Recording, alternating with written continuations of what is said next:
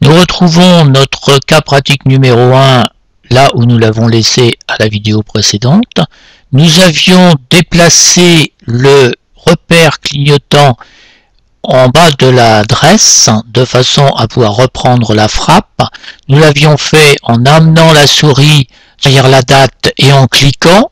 Il faut savoir qu'il existe sur le clavier 4 touches de positionnement, de déplacement qui permettent également de se déplacer dans le texte. Donc si on clique sur celle-là, le repère remonte dans le texte. Si on sur la gauche, il va vers la gauche, vers la droite, etc. Voilà, il faut savoir que ça existe. Par contre, une fois qu'on a atteint la fin du texte, pour créer de nouvelles lignes, c'est bien la touche entrée qui nous sert toujours, et dans le cas présent, nous allons appuyer dessus au moins 5 fois pour pouvoir continuer à taper le texte tel qu'il doit être fait pour la lettre. Nous tapons Monsieur le directeur.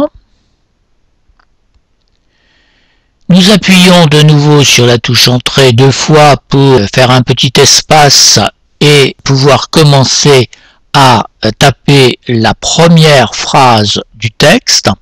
Donc nous allons prendre des raccourcis pour ne pas vous infliger la frappe, la vision en vidéo de la frappe complète. Donc on fait phrase par phrase.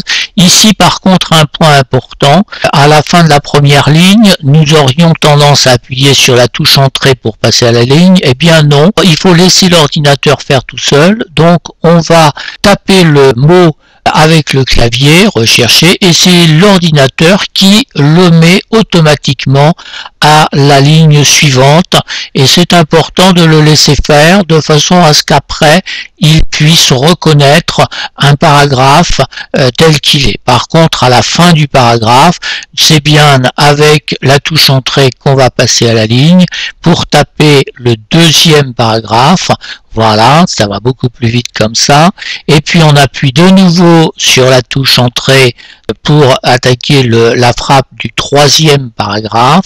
On tape ce troisième paragraphe et ici on s'aperçoit en haut que le haut du texte a disparu. Alors il n'est pas perdu, et nous avons déjà utilisé les curseurs verticaux à la recherche de notre clé USB dans les fenêtres d'ouverture ou d'enregistrement, et voilà, donc en cliquant sur le curseur, en maintenant cliquer le bouton gauche de la souris et en faisant glisser la souris sur la table, on peut faire circuler le texte. Il n'est pas perdu, c'est simplement la fenêtre est trop petite pour tout montrer, surtout quand les textes commencent à être longs. Nous allons taper la fin du texte maintenant, un troisième paragraphe.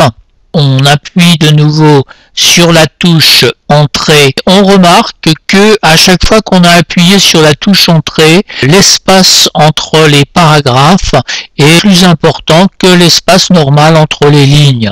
Et ça, c'est une manière de rendre un texte plus lisible, moins compact, et c'est automatique. Et cet espace entre les paragraphes, il pourra être réglé également plus en détail par la suite.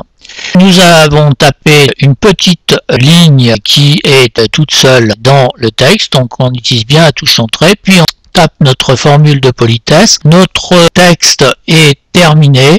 Maintenant, c'est à vous de réaliser cette frappe en laissant bien le soin à l'ordinateur de passer à la ligne tout seul tant que le paragraphe n'est pas terminé, et c'est seulement après rue Saint-Jean, après dans la région, après motive également beaucoup, etc., que on va utiliser la touche entrée pour passer à la ligne et ces espacements entre les paragraphes. Bon courage et c'est à vous.